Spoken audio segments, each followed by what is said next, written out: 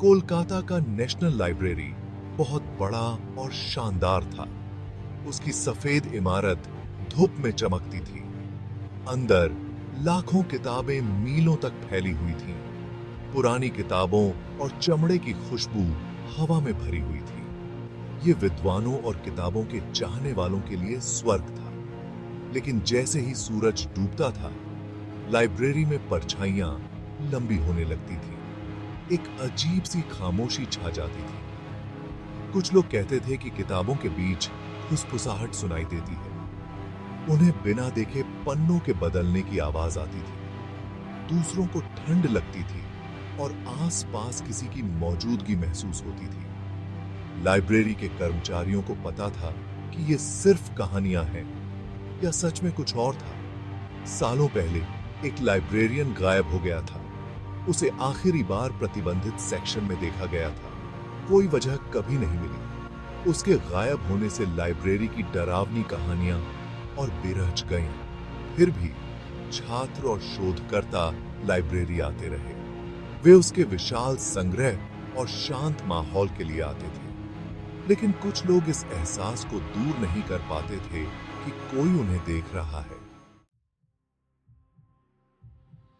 मोहन, एक जवान library assistant, रात की पाली से डरता था।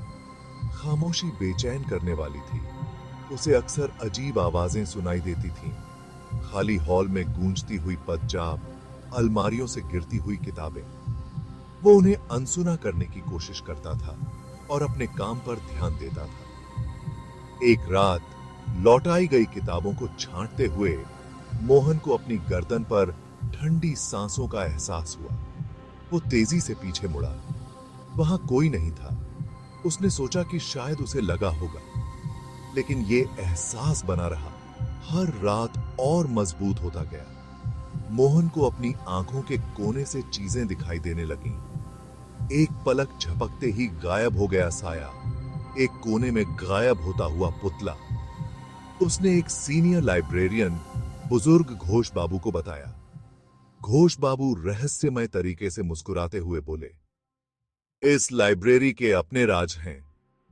उनकी आवाज फुसफुसाहट से भी धीमी थी। अरुण, एक मेहनती छात्र, अक्सर लाइब्रेरी में देर तक रुकता था।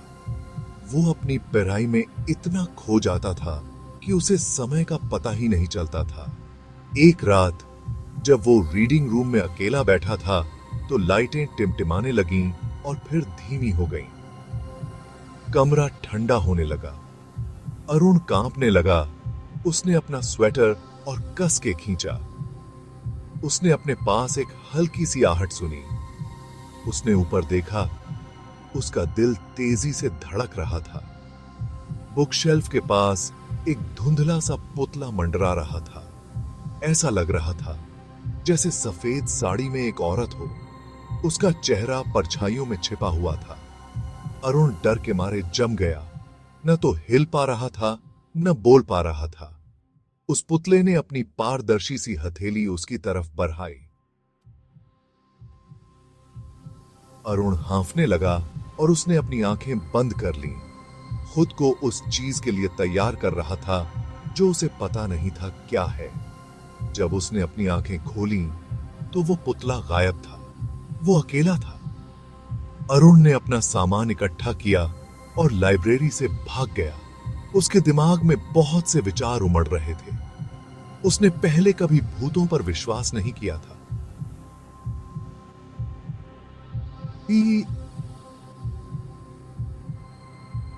उसे यकीन नहीं हो रहा था। लाइब्रेरी का तहखाना दर्शकों के लिए मना था। यह धूल भरी अलमारियों और भूली हुई पुरानी चीजों की एक भूल भुलैया थी।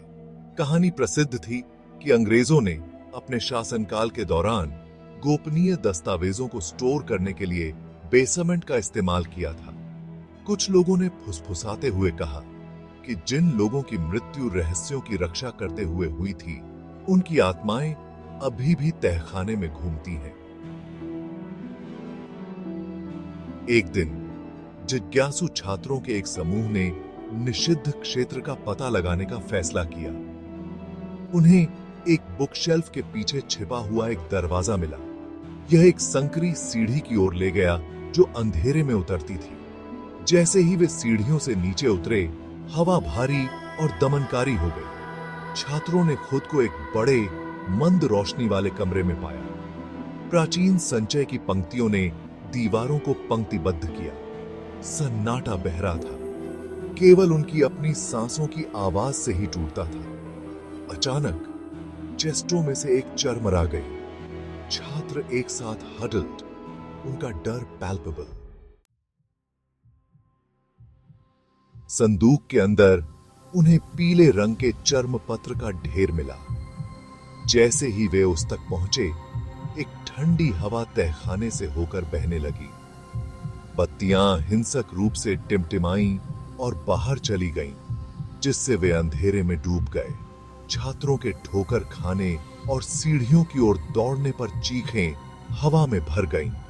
वे तब तक नहीं रुके जब तक वे तहखाने से बाहर नहीं निकल गए, सांस लेने के लिए हांफते हुए। अगली सुबह जब उन्होंने अपनी कहानी सुनाई तो किसी ने उन पर विश्वास नहीं किया। तहखाने का दरवाजा हमेशा की तरह बंद था। छात्रों ने जोर देकर कहा कि उन्हें अंदर जाने का एक और रास्ता मिल गया है, लेकिन कोई भी इसे नहीं ढूंढ सका। तहखाने का रहस्य नेशनल लाइब्रेरी के कई अन्य रहस्यों की तरह अनसुलझा ही रहा। पुस्तकालय लंबा खड़ा था।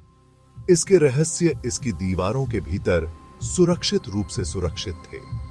फुसफुसाहट जारी रही, परछाइयां सुस्त रहीं, और कोलकाता का नेशनल लाइब्रेरी आश्चर्य, इतिहास और भय के स्पर्श के स्थान के रूप में अपनी प्रतिष्ठा पर कायम रहा।